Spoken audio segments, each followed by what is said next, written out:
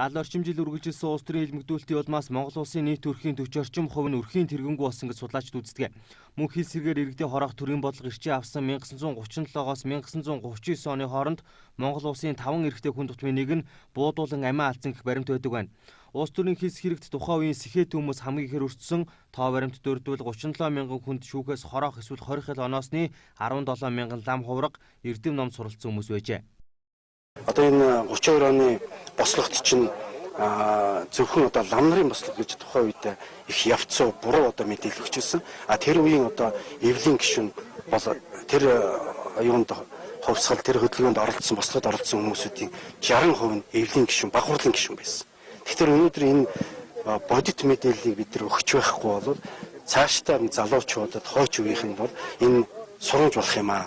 Хэлмэгдсэн хүний тоо янз бүр байдаг. Тэгвэл бол бид нэр бол албан ёсоор өгч байгаа тоо бол 37 мянга гэсэн тоо хэлж байгаа.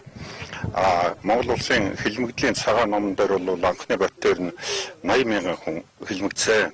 44 төрийн эсрэг гэмтгээр гарсан гэсэн албан ёсны тоо гарсан. Зүгээр бидний судалгаагаар өөрөөр хэлбэл 1918 онд байсан хүн 1940 онд ердийн өсөлтөөр өсөөд хэд байх ёстой юм, хэд байна уу гэдэг энэ зөрүүгээр харахад л одоо 230 мянган хүн одоо хэлмэгчээ гэсэн ийм тоо байгаа. Монгол улсын хөгжил дэлхийн өндөр хөгжилтэй орнуудаас 80-аас 90 жил хоцорч байгаа нь сэхэтнүүдийг хороосон хэлмэгдүүлэлттэй холбоотой гэж үзэж байна. Улс төрийн хэлмэгдүүлэлтийн улмаас 230 мянга орчим хүн хохирсон, хилс хэрэг тулгаж амийг хороогоогүй ч эд хөрөнгийн хурааж цөлж байсан тохиолдол олон байжээ. Хэлмэгдүүлэлтийг дахин давтан гаргуулахгүй тулд бид нар өнөөдөр энэ түүх соёлоо хүндэтгэж энэ баг нь босгож байгаа. Өөрөөр хэлэх юм бол тэр одоо хэлмэгдүүлэлт явагдсан тэр газар нутгийг тогтоож тэнд нь одоо энэ хөшөөнүүдийг босгож байгаа маа. Өнгөрсөн жил бид Хөвсгөл аймагт босгосон. За энэ жил Улаанбаатар хотод. За Улаанбаатар хотод бол хэд хэдэн газар байгаа. Цаашдаа шинэ үйл ажиллагаа одоо ингээд хэрэгжиж явна.